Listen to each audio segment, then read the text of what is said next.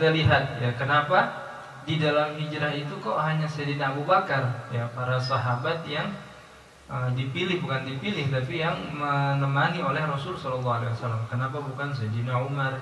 Kenapa bukan Sayyidina Utsman?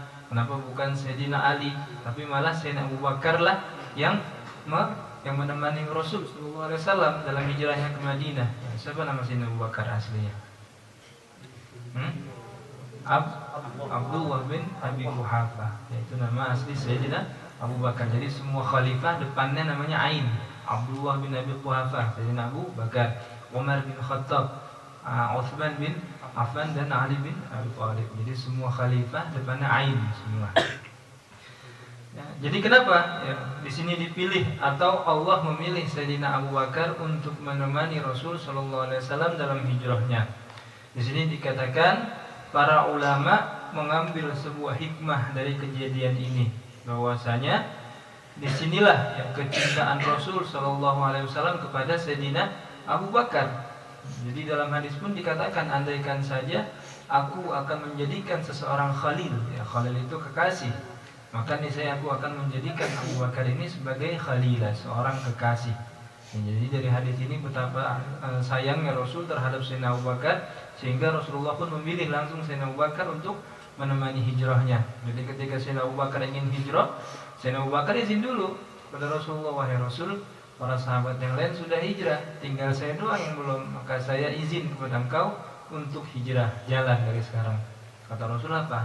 Wahai Abu Bakar, nanti engkau akan berhijrah bareng dengan aku, ya, engkau akan menemani aku selama aku hijrah. Dan Masya Allah yang Sayyidina Abu Bakar tidak menolak, ya, langsung, ya khair, na'am wahai Rasul, kalau begitu saya akan menemani engkau selama nanti hijrah.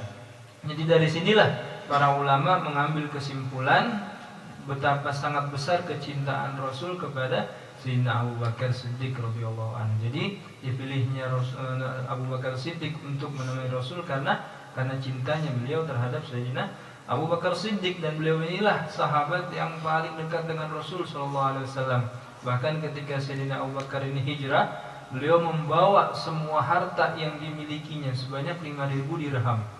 Jadi beliau bawa itu hartanya untuk apa? Untuk menolong Rasul sallallahu alaihi wasallam. Bahkan ketika Sayyidina Abu Bakar ini ingin jalan hijrah, bapaknya masuk, ya, Abu Quhafah masuk. Abu Quhafah ini orang yang buta. Akhirnya beliau bilang kepada cucu-cucunya, kepada anak Sayyidina Abu Bakar, wahai anak-anakku, wahai cucuku, aku tahu Abu Bakar ini anakku membawa semua hartanya. Ya, jadi kalian ini telah disusahkan oleh Sayyidina Abu Bakar. Akhirnya kata Sayyidah Aisyah, enggak wahai kakeknya, sungguh ayah kita ini telah meninggalkan kepada kita sesuatu yang baik.